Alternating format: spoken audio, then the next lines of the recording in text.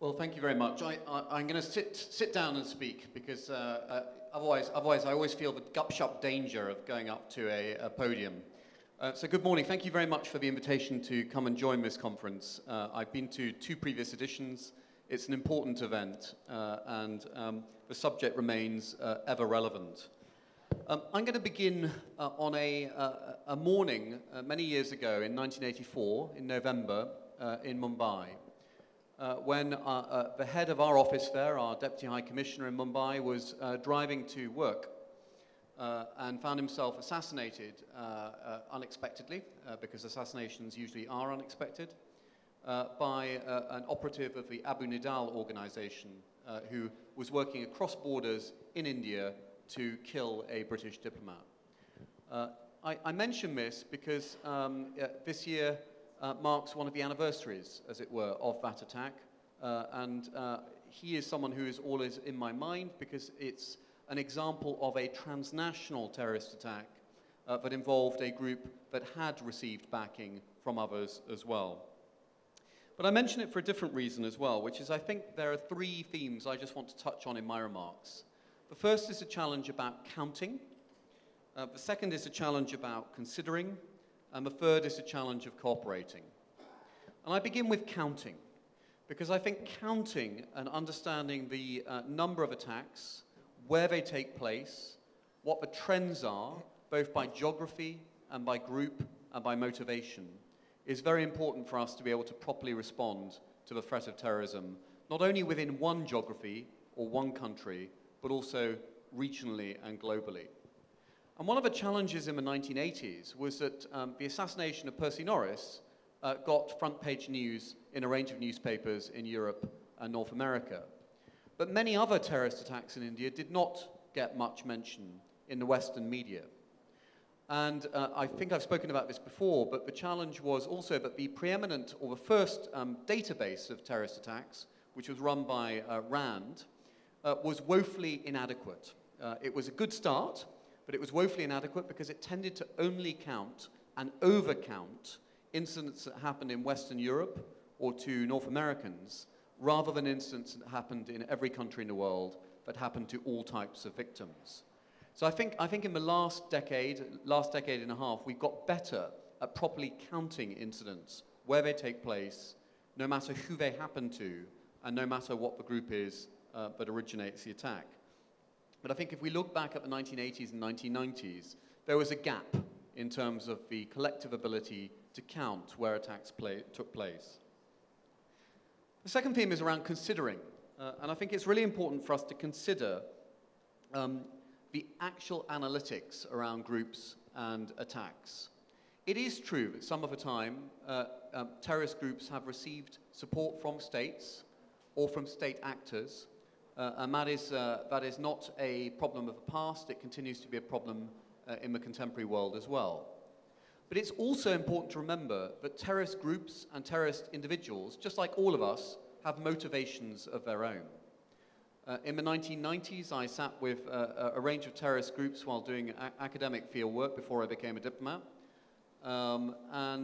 In those interviews, just as I know there are people in this room who've interviewed terrorists in a number of different circumstances, you find individuals who have their own motivations, groups that have their own motivations, and even if they take money or assistance or indeed direction from others, they may also have agendas of their own. And that our ability to, in a clear-headed way, analyze the risks and roles is very important. The third theme is about cooperation. It's really important on terrorism that there is cooperation globally and regionally and in international institutions like the United Nations. Now, as we all know, that has been bedeviled by the challenge that so far the member states of the United Nations have been unable to agree a single definition of terrorism. And that's where the politics of terror does come in, because some groups have been considered terrorists by many member states of the UN. Some groups still, in a sense, are given an exception clause by member states of the UN. And that is why the United Nations General Assembly has never been able to reach consensus on a definition of terrorism. And that remains, I would argue, a challenge in today's world.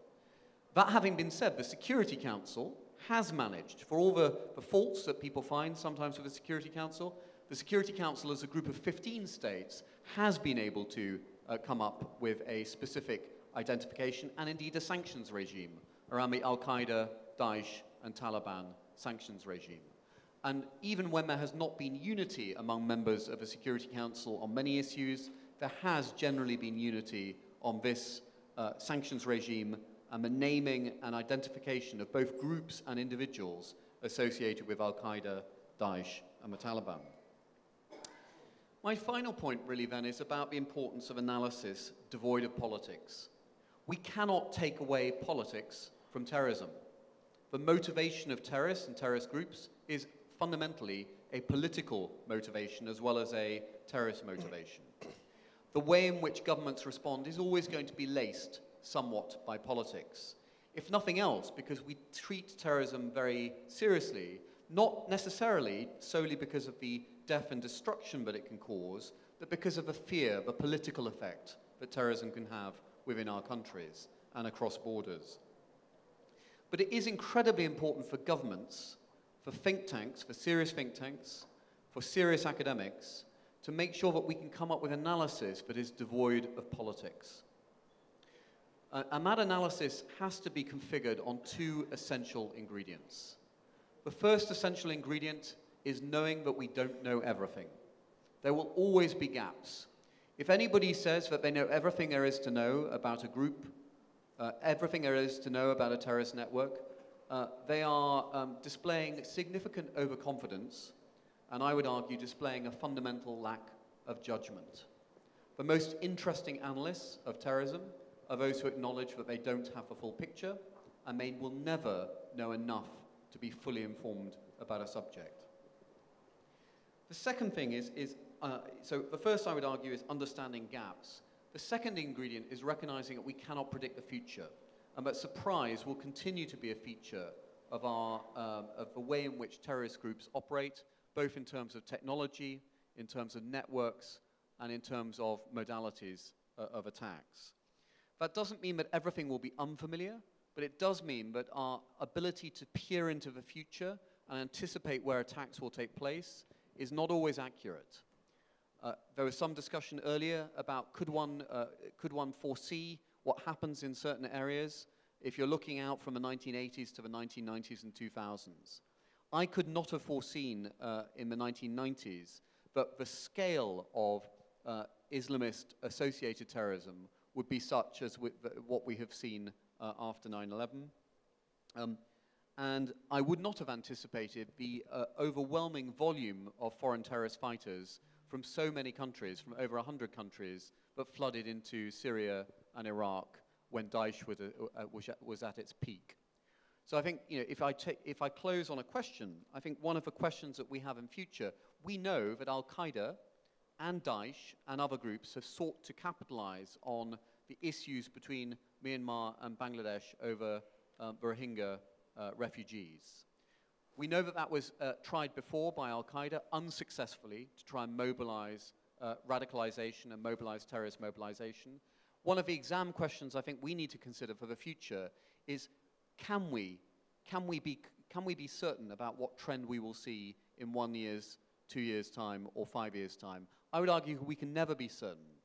But what we can be is more confident if we anchor around analytics that are evidence-based, informed by our understanding of gaps, and shaped by a recognition that we can and will sometimes be surprised. Thank you.